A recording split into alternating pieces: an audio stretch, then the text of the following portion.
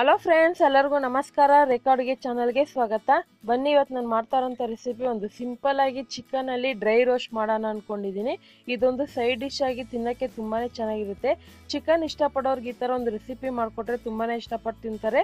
ಇದನ್ನು ನೀವು ಯಾವಾಗ ಬೇಕಾದರೂ ಮಾಡ್ಕೊಂಡು ತಿನ್ಬೋದು. ಸೊ ಇವಾಗ ಇದು ಹೇಗೆ ಮಾಡೋದು, ಇದಕ್ಕೆ ಬೇಕಾಗೋ ಇಂಗ್ರೀಡಿಯೆಂಟ್ಸ್ ನೋಡೋಣ. ಇಲ್ಲಿ ಒಂದು 300 ಗ್ರಾಮ್ ಆಗೋಷ್ಟು ಚಿಕನ್ನ ನಾನು ಸ್ಕಿನ್ ಔಟ್ ಮಾಡಿಸಿ ಚೆನ್ನಾಗಿ ಒಂದು 2 ಸರಿ ವಾಶ್ ಮಾಡಿ ಇಟ್ಕೊಂಡಿದ್ದೀನಿ. ಒಂದು 2 ಈರುಳ್ಳಿನ ಚಿಕ್ಕ ಚಿಕ್ಕದಾಗಿ ಕಟ್ ಮಾಡಿ ಇಟ್ಕೊಂಡಿದ್ದೀನಿ. ಮತ್ತು 2 ಟೇಬಲ್ ಸ್ಪೂನ್ ಬೆಣ್ಣೆ ತೊಗೊಂಡಿದ್ದೀನಿ. ಒಂದು 2 ಹಸಿರು ಮೆಣಸಿನ್ಕಾಯಿ ಕಟ್ ಮಾಡಿರೋದು, 1 ಗೆಡ್ಡೆ ಬೆಳ್ಳುಳ್ಳಿ, 1.5 ಇಂಚ್ ಆಗೋಷ್ಟು ಶುಂಠಿ ಸಿಪ್ಪೆ ತೆಗೆದಿಟ್ಕೊಂಡಿದ್ದೀನಿ. ಒಂದು ಅರ್ಧ ಟೇಬಲ್ ಸ್ಪೂನ್ ಧನಿಯಾ ಪುಡಿ, ಒಂದು ಅರ್ಧ ಟೀ ಸ್ಪೂನ್ ಅರಿಶಿನ ಪುಡಿ, ಒಂದು ಅರ್ಧ ಟೇಬಲ್ ಸ್ಪೂನ್ ಖಾರದ ಪುಡಿ, ಒಂದು ಅರ್ಧ ಟೀ ಸ್ಪೂನು ಜೀರಿಗೆ ಪುಡಿ ತೊಗೊಂಡಿದ್ದೀನಿ. ಮತ್ತು ಒಂದು 1/4 ಟೀ ಸ್ಪೂನ್ ಪೆಪ್ಪರ್ ಪುಡಿ, 1/4 ಟೀ ಸ್ಪೂನ್ ಗರಂ ಮಸಾಲ, ನಿಂಬೆಹಣ್ಣು ಒಂದು ಅರ್ಧ, ಕರಿಬೇವು ಒಂದು ಸ್ವಲ್ಪ, ಕೊತ್ತಂಬರಿ ಒಂದು ಅರ್ಧ ಕಪ್ ಆಗೋಷ್ಟು, ರುಚಿಗೆ ತಕ್ಕಷ್ಟು ಉಪ್ಪು, 1 ಟೇಬಲ್ ಸ್ಪೂನ್ ಎಣ್ಣೆ. ಈಗ ಹೇಗೆ ಮಾಡೋದಂತ ನೋಡೋಣ ಬನ್ನಿ. ಈಗ ಒಂದು ಫ್ರೈ ಪ್ಯಾನ್ ಇಟ್ಕೊಂಡು ಇದಕ್ಕೆ ಬೆಣ್ಣೆ ಯೂಸ್ ಮಾಡ್ತಾ ಇದ್ದೀನಿ. ನೀವು ಬೆಣ್ಣೆ ಇಷ್ಟಪಡಲ್ಲ ಅನ್ನೋರು ತುಪ್ಪ ಕೂಡ ಯೂಸ್ ಮಾಡ್ಕೊಳ್ಳಿ. ತುಪ್ಪನೂ ಇಷ್ಟ ಇಲ್ಲ ಅಂದರೆ ಎಣ್ಣೆ ಯೂಸ್ ಮಾಡ್ಕೊಳ್ಳಿ. ಆದರೆ ಬೆಣ್ಣೆ ತುಪ್ಪ ಯೂಸ್ ಮಾಡಿದ್ರೆ ಡ್ರೈ ರೋಸ್ಟ್ಗೆ ತುಂಬಾ ಚೆನ್ನಾಗಿರುತ್ತೆ. ಸೊ ತಿನ್ನೋಕ್ಕೂ ಅಷ್ಟೇ ಸೂಪರಾಗಿರುತ್ತೆ. ಸೊ ಈ ಬೆಣ್ಣೆ ಎಲ್ಲ ಕರಗಿದ ಮೇಲೆ ಇದಕ್ಕೆ ಉಳಿದಿರೋ ಅಂತ ನೋಡಿ ಈರುಳ್ಳಿ ಕಟ್ ಮಾಡಿದ್ದೀನಲ್ಲ, ಅದನ್ನು ಹಾಕ್ಕೊತಾ ಇದ್ದೀನಿ. ಸ್ವಲ್ಪ ಈರುಳ್ಳಿ ಜಾಸ್ತಿನೇ ಹಾಕೊಳ್ಳಿ, ತುಂಬ ಚೆನ್ನಾಗಿರುತ್ತೆ.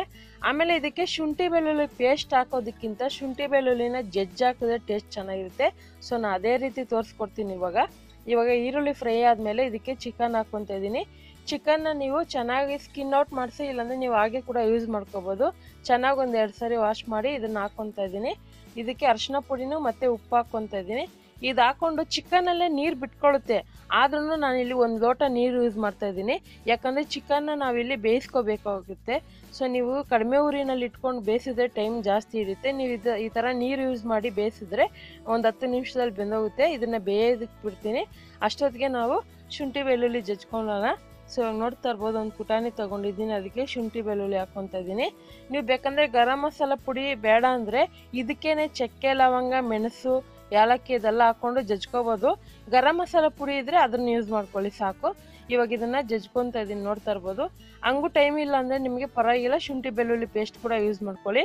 ಇವಾಗ ಚಿಕನ್ನಲ್ಲಿ ನೀರೆಲ್ಲ ಫುಲ್ಲು ಡ್ರೈ ಆದಮೇಲೆ ಇದಕ್ಕೆ ಜಜ್ಜಿರೋಂಥ ಬೆಳ್ಳುಳ್ಳಿ ಶುಂಠಿ ಪೇಸ್ಟು ಮತ್ತು ಹಸಿರು ಮೆಣಸಿನ್ಕಾಯಿ ಹಾಕ್ಕೊಂಡು ಫ್ರೈ ಮಾಡ್ಕೊತಾ ಇದ್ದೀನಿ. ಸೊ ಚೆನ್ನಾಗಿ ಚಿಕನಲ್ಲಿ ನೀರು ಫುಲ್ಲು ಡ್ರೈ ಆಗಬೇಕು. ಆನಂತರ ನೀವು ಜಜ್ಜಿರೋಂಥ ಬೆಳ್ಳುಳ್ಳಿ ಶುಂಠಿ ಪೇಸ್ಟ್ ಹಾಕ್ಕೊಳ್ಳಿ.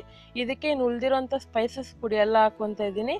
ನೋಡಿ, ಖಾರದ ಪುಡಿ, ಧನಿಯಾ ಪುಡಿ, ಜೀರಿಗೆ ಪುಡಿ, ಮೆಣಸು ಪುಡಿ ಎಲ್ಲ ಯಾವ್ಯಾವ ಪುಡಿ ಇದೆ ಎಲ್ಲ ಹಾಕ್ಕೊಂಡಿದ್ದೀನಿ. ನೀವು ಇಷ್ಟಪಡೋರಾದರೆ ಚಿಕನ್ ಮಸಾಲ ಪುಡಿ ಕೂಡ ಯೂಸ್ ಮಾಡ್ಕೋಬೋದು.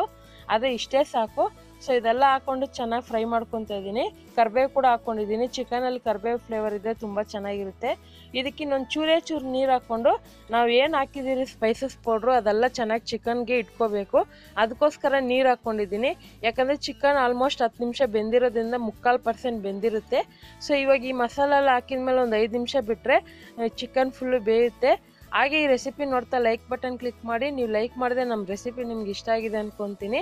ಇವಾಗ ನೋಡ್ತಾ ಇರ್ಬೋದು, ಆಲ್ಮೋಸ್ಟ್ ಒಂದು 5 ನಿಮಿಷ ಆದಮೇಲೆ ಚೆನ್ನಾಗಿ ಡ್ರೈ ಆಗಿದೆ. ಇದಕ್ಕೆ ನಿಂಬೆ ರಸ ಹಾಕ್ಕೊತಾ ಇದ್ದೀನಿ. ನೀವು ಕೇಳ್ಬೋದು, ನಿಂಬೆ ರಸ ಹಾಕಿದ್ರೆ ಕಹಿ ಬರಲ್ಲ ಅಂತ. ಕಹಿ ಏನು ಬರೋದಿಲ್ಲ.